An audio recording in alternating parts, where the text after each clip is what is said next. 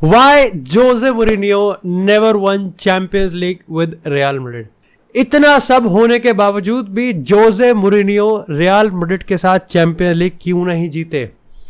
अब देखो, यहां पर सबसे पहले बात करते हैं थोड़ी सी बैकग्राउंड स्टोरी की। समझते हैं कि यहां पर फ्लोरेंटिनो पेरेस के गैलेक्टिको यानी कि बेकहम, जिडान, इन सब के बावजूद भी यहां पर चैंपियंस लीग की कमी तो थी, लेकिन ये बद से बदतर तब हो गई जब यहां पर 2004 से लगभग 2010 के बीच की बात करें तो real Madrid 6 bar round of 16 से बाहर हो गई। सोचो आज के टाइम में इसको डाल के देखो एक बार कि 2 season real Madrid round of 16 से लगातार बाहर हो जाए, उस मैनेजर को तो नंगा पिछवाड़े पे स्पैंक कर दिया जाएगा। लेकिन उस टाइम ये चीज हो रही थी। और यहां पर सबसे ज्यादा जो इचिक की बात थी ना, जो कि चोट पे और नमक छिड़कने का काम कर रही थी, कि बार्सिलोना इस समय यूरोप की डार्लिंग थी, स्वीट हार्ट बनती, क्योंकि यहां पर पेप गार्डियोला ना ही सिर्फ ट्रॉफीज पे बल्कि अगर हम प्ले स्टाइल की बात करें तो डिलीवर कर रहे थे। Lionel Messi one of the best player in the world, और बाकी पूरी टीम्स की बात करें तो वहां पर भी हर एक पोजीशन पे इक्का बार्सिलोना का ही जम रहा था। ऐसे में यहां पर फ्लोरेंटिनो पेरेस ने कहा कि नहीं अब बहुत हो। 2009 में उन्होंने यहां पर क्रिस्टियानो रोनाल्डो को बाय किया, वर्ल्ड रिकॉर्ड, इसके साथ बेंजिमा लेके आए, इसी साथ यहां पर काका वगैरह और बहुत सारे प्लेयर्स के साथ उन्होंने एक गैलेक्टिको का नया एरा स्टार्ट करा। लेकिन मैनेजर अब भी वही थे, मैनेजर यहां पर पेलेग्रिनी ही थे, लेकिन इसके बावजूद यहां पर चीजें ज्यादा सुधरी नहीं। और तभी यहां पर उन्होंने डिसाइड किया कि अब वक्त आ गया है जोसे मुरिनियो को लाने का। यह वो मुरिनियो होगा जो कि इस रियल मैड्रिड में जो पोटेंशियल मेंटालिटी है ना उसको अनलॉक करेगा, और ये वो मुरिनियो है जो कि डेफिनेटली इस रियल मैड्रिड के लेवल की मेंटालिटी और ईगो दोनों को रखता है। अब डेफिनेटली यहां पर जोसे मुरिनियो आते हैं, और जोसे मुरिनियो का ला लीगा में क्या डोमिनेंस रहा, उन्होंने बार्सिलोना के साथ कैसे लड़ाई करी, पेप के साथ क्या राइवलरी थी, इन सब पे किसी और एपिसोड में बात करेंगे। आज हम सिर्फ एक एपिसोड पे, इस एपिसोड में सिर्फ एक क्वेश्चन का आंसर करेंगे कि जोसे मुरिनियो रियल मैड्रिड के साथ चैंपियंस लीग जीत कैसे नहीं सकता। देखो ये चीज तो थी, अगर ऊपर से देखा जाए तो जोसे मुरिनियो ने चेंज तो किया। जो क्लब पिछले 6 सीजन से लगातार राउंड ऑफ 16 में बाहर हो रहा था, और कैसी टीमों से, ओलंपिक लियोन जैसी टीमों से बाहर हो रहे थे, उसने जोसे मुरिनियो के तीनों सीजन्स में सेमीफाइनल में अपनी जगह बनाई। यहां पर अगर हम बात करें रियल मैड्रिड के तीनों सीजन्स में सेमीफाइनल में उन्होंने बात तो कर दी, उन्होंने वो फाउंडेशन भी डाल दिया जिसका आप कह सकते हो फल कार्लो एंसेलोटी को भी मिला, जिनेदिन जिडान को भी मिला। लेकिन अगर पहले ही सेमीफाइनल की बात करें तो आता है एल क्लासिको, और एल क्लासिको थोड़ा स्पेशल था। 18 दिन में 4 एल क्लासिको हमको देखने को मिले थे, और पहला जो लेग था वो यहां पर कहीं ना कहीं आप कह सकते हो कि 2-0 से यहां पर रियल मैड्रिड के होम पे अवे गोल के साथ बार्सिलोना ने बढ़त बनाई। और डेफिनेटली यहां पर अगर आप उस गेम को देखोगे तो यहां पर सबसे पहले पेप्पे को रेड कार्ड मिल गया था, जोसे मुरिनियो को भी सेंट ऑफ कर दिया गया था। लेकिन उस गेम के अगर टैक्टिकल रिपोर्ट को निकाल के देखोगे या फिर उस गेम को वापस से अगर आप देखोगे तो आपको पता चलेगा कि वो गेम जोसे मुरिनियो ने सिर्फ इसी तरीके से बिल्डअप किया था कि यहां पर रियल मैड्रिड काउंटर अटैक करेगी सिर्फ और सिर्फ। और रेड कार्ड के बाद तो चीजें बद से बदतर हो गई। वहां से मुरिनियो की स्ट्रैटेजी काफी ज्यादा सिंपल थी कि गेम को टाई रखेंगे, और अगर सही में ही सैक्रिफाइस करना पड़ा तो 1-0 की डिफीट लेके चल देंगे। कैंप न्यू में गेम आता है, और कैंप न्यू में गेम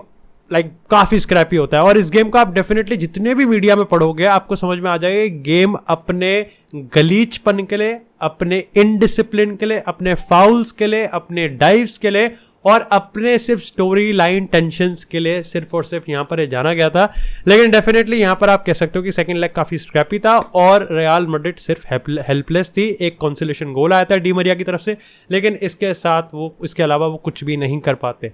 अगर आप ब्रॉडर पिक्चर में बात करोगे तो आप ये समझ सकते हो कि Real Madrid definitely defeat accept कर चुकी थी one of the best teams in the world की। इसी के साथ यहां पर बात करें अगर 2012 की रियल मैड्रिड वर्सेस बायर्न की अगर हम बात करें तो यहां पर सबसे पहला जो गेम था वो अलायंस अरेना पे था, जहां पर बायर्न म्यूनिख ने 2-1 से विक्ट्री निकाली थी, और यहां पर थोड़ा सा मामला डगमगा सा गया था।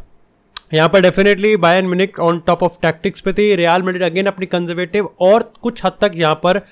अटैक करने की कोशिश कर रही थी, लेकिन लॉन्ग बॉल्स के थ्रू अटैक करने की कोशिश कर रही थी। यहाँ पर बायर्न उस टाइम हैकिंस यहाँ पर उनके मैनेजर थे, और अपने जोसे दोनों की फॉर्मेशन सिमिलर थी 4-5-1, लेकिन बहुत अलग तरीके से वो उस फॉर्मेशन को खिलाते थे। Definitely Cristiano Ronaldo majority of the game में काफ़ी ज़्यादा स्कैटर्ड थे, काफ़ी ज़्यादा यहाँ पर अलग थे टीम से, लॉन्ग बॉल्स डालने की कोशिश थी, लेकिन कोई यहाँ पर सपोर्ट सिस्टम नहीं मिल रहा था। एक काफ़ी बढ़िया यहाँ पर टैक्टिकल जीनियस निकाला गया था जब टोनी क्रूज को यहाँ पर काफ़ी ज़्यादा मिडल ऑफ द पार्क में खिलाया गया, और मिजर ओजील उस चीज़ को कैच नहीं कर पाए। सेकंड लेग की बात करें, सैंटियागो में होता है और काफी लोग एक्सपेक्ट कर रहे थे कि बर्नाब्यू अपना मैजिक दिखाएगा, जो कि पिछले कुछ सालों से तो वैसे गायब ही था। लेकिन रियल मैड्रिड 15 मिनट में अपने 2 गोल मार के बढ़त ले लेती है। लेकिन उसके बाद भी यहां पर बायर्न म्यूनिख डरती नहीं है, एक फियर नहीं होता, जो कि आज के टाइम पे आप देख लोगे कि रियल मैड्रिड जब खेलती है तो थोड़ा फियर तो आता है सामने वाली टीम में, लेकिन उस टाइम नहीं था इस बायर्न में। और again obviously with all due respect, ये बायर्न वो टीम है भी नहीं जिसको आप डरा सकते थे, क्योंकि इसमें हर तरीके का प्लेयर था, हर तरीके का, इसमें एक जादूगर से एक से बढ़कर एक जादूगर था। लेकिन यहां पर इसके पीछे एक रीजन ये भी था कि जैसे ही लीड लेती है तभी जोसे मोरिनो अपनी टीम को कहते थे कि अब आप पीछे बैठो। अब उसको यहां पर यह डर था कि अटैक करने के चक्कर में कहीं ना कहीं रियल मैड्रिड ना यहां पर गोल ना खा ले। अच्छा, इसके चक्कर में हुआ ये कि रियल मैड्रिड बायर्न म्यूनिख ने इवेंचुअली गोल मार दिया था, लेकिन उसके पीछे यहां पर सीन ये था कि मार्सेलो और क्रिस्टियानो रोनाल्डो का जो पूरा कनेक्शन था वो काफी ज्यादा खूबसूरत निकल रहा था और काफी ज्यादा अटैकिंग सीक्वेंस बना रहा था। लेकिन उस तरफ यहां पर आयरन रॉबन भी थे। अब देखो, मानो ना मानो, लेकिन रॉबन वर्सेस मार्सेलो में तुमको भी पता है कि जीत किसकी निकलने वाली है, और यही हुआ। और इसी के चक्कर में जब सेकंड हाफ होता है तो बायर्न म्यूनिख भी काफी कंजर्वेटिव फुटबॉल खेलती है और यहां पर रियल मैड्रिड भी काफी कंजर्वेटिव फुटबॉल खेलती है। इसके चलते यहां पर पेनल्टी शूट आउट होता है और पेनल्टी शूट आउट यहां पर वो प्लेयर मिस कर देते हैं। काका की बात करें, क्रिस्टियानो रोनाल्डो की बात करें, सर्जियो रामोस की बात करें, वो player penalty shoot out miss करते हैं जो शायद से 10 में से 9.8 पेनल्टी मार सकते हैं। इतने चांसेस होते हैं और तीनों ने ही एक ही रात में, एक ही मैच में और कुछ चंद मोमेंट्स में मिस कर दिया और रियल मैड्रिड एक बार फिर से सेमीफाइनल से बाहर हो गई। इसके साथ आता है अगला सीजन और एक बार फिर से रियल मैड्रिड एक जर्मन पावर हाउस से भिड़ रही थी और ये थी जर्गन क्लॉप की डॉर्टमुंड। अब डेफिनेटली इस डॉर्टमुंड में भी कोई कम कलाकार नहीं थे, लेवेंडोव्स्की था, मार्को रोयस था और बड़े बड़े प्लेयर्स थे। लेकिन सबसे बेहतरीन चीज जो इस टीम की थी वो एक कोई प्लेयर नहीं था, बल्कि यहां पर उनका स्टाइल था। रॉबर्ट लेवेंडोव्स्की ने छिथड़े उड़ा दिए पहले गेम में, 4 गोल मारे। लेकिन सच आप जब देखोगे, आप पढ़ोगे और उस मैच को जब वापस से जाके देखोगे तो आपको पता चलेगा कि डॉर्टमुंड क्लब के अंडर एक बेहतरीन फुटबॉल खेलती थी, एक फियरलेस फुटबॉल खेलती थी। और रियल मैड्रिड की सबसे बड़ी ह्यूमिलिएशन यही है कि उनको हराने के लिए डॉर्टमुंड को कुछ अलग करना ही नहीं पड़ा।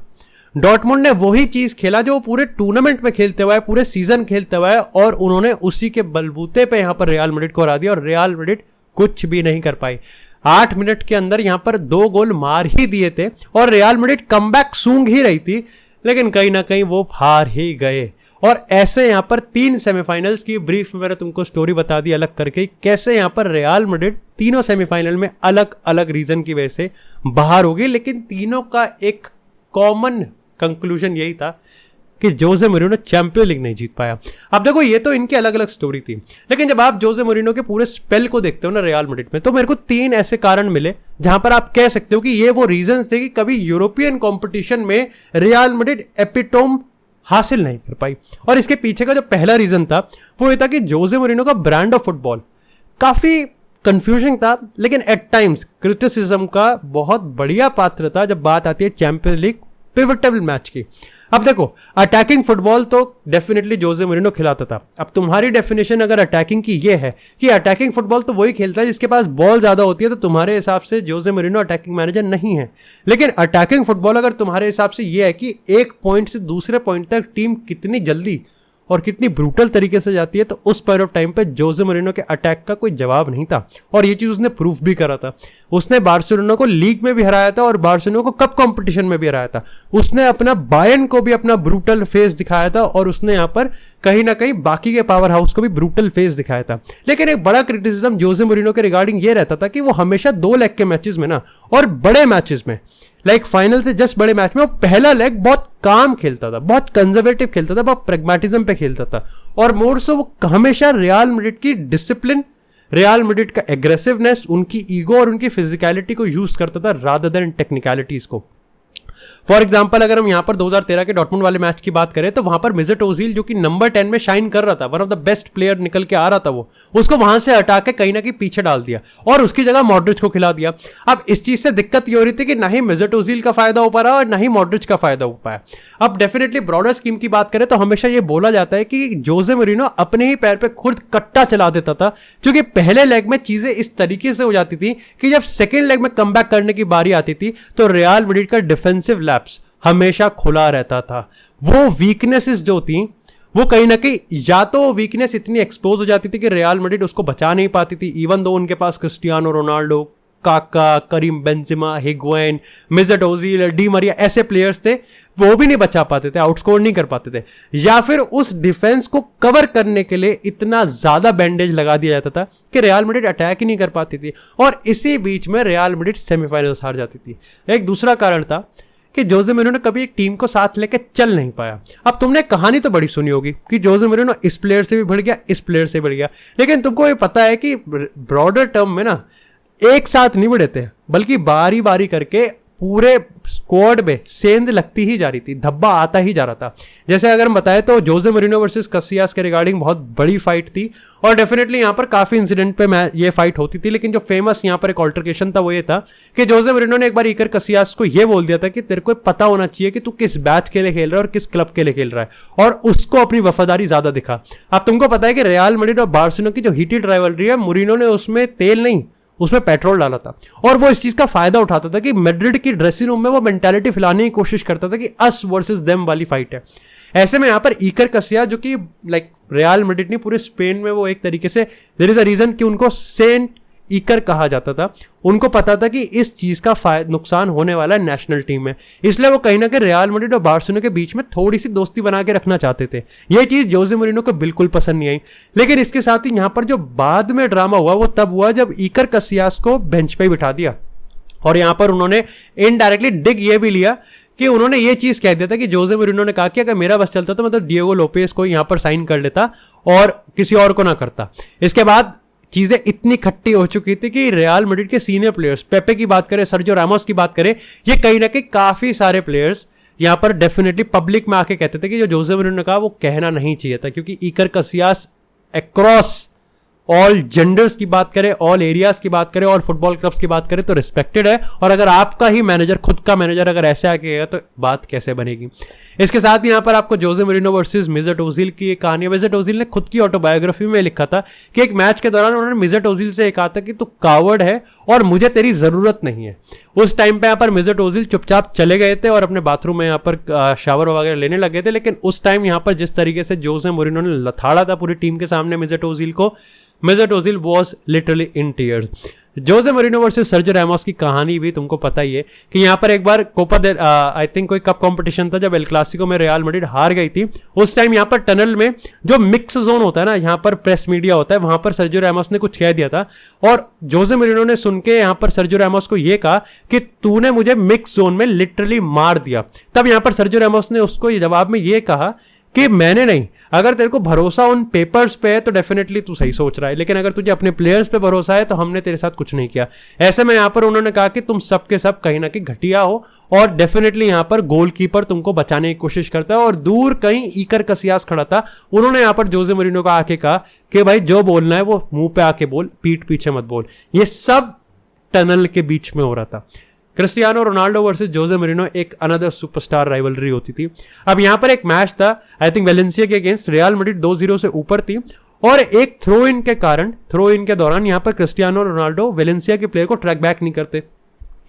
इसके चलते यहाँ पर जोसे मोरिनो ने काफी ज्यादा क्रिटिसाइज करते हैं, और क्रिटिसिज्म काफी ज्यादा, मतलब ये ऑल्टरकेशन काफी ज्यादा हो जाता है, और पिच पे काफी विजिबल भी था। लेकिन इसके बाद यहाँ पर लुका मॉड्रिच ने भी इसको अपनी किताब में मेंशन किया है कि जब हम यहाँ पर डेफिनेटली हाफ टाइम पे वापस लॉकर रूम में गए थे तो उस टाइम यहाँ पर क्रिस्टियानो रोनाल्डो लिटरली रोते हुए हालत में थे। क्रिस्टियानो रोनाल्डो ने खुद ये चीज कहा था कि मैं अपना 100% देता हूं, लेकिन ये आदमी हमेशा मेरे को क्रिटिसाइज करने की कोशिश करता है, हमेशा मेरे को नीचे लाने की कोशिश करता है, जबकि मैं 100% देता हूं। ये हम एक प्लेयर की बात नहीं कर रहे, सर्जियो रामोस, इकर कसियास,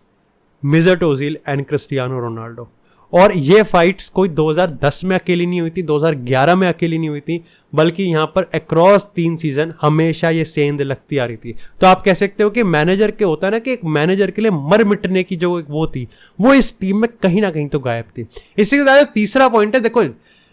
जोसे मोरिनो ये, जोसे मोरिनो वो, रियल मैड्रिड ये, रियल मैड्रिड वो, ये सेमीफाइनल, ये सेमीफाइनल। एक चीज तो माननी पड़ेगी कि ये रियल मैड्रिड अनलकी तो थी, और इस अनलकी का सबसे बड़ा मोमेंट जो प्राइम एग्जांपल है वो तो पेनल्टी मिस ही है। लेकिन डेफिनेटली आज एक बार तुम खुद पूछो, अगर वो कमबैक हो जाता डॉर्टमुंड के ऊपर, अगर वो लैप्स ना होता बार्सिलोना के अगेंस्ट 2011 में, अगर वो पेनल्टी शूटआउट मिस ना होती, अगर बायर्न को कभी मौका ही ना दिया जाता, सिर्फ ये व्हाट इफ मोमेंट जो होते हैं ना, ये जो छोटे छोटे मोमेंट होते हैं जहां पर रियल मैड्रिड अनलकी रही, या फिर मैं कह सकता हूं इन तीनों में से एक भी फेवर अगर रियल मैड्रिड में चले जाता तो जोसे मोरिनो का ये स्पेल लेजेंडरी होता। क्योंकि तुमको भी पता है और हमको भी पता है, जोसे मोरिनो इन रियल मैड्रिड हर तरीके से बढ़िया था, mentality wise, points wise, attacking wise, game play wise, Cristiano Ronaldo her profile, individual brilliance के वाइज। लेकिन इसमें अगर एक चैंपियंस लीग आ जाता ना, तो शायद से जोसे मोरिनो इन रियल मैड्रिड के स्पेल को काउंटर करना काफी ज्यादा मुश्किल होता। लेकिन अल्टीमेटली ऐसा हुआ नहीं।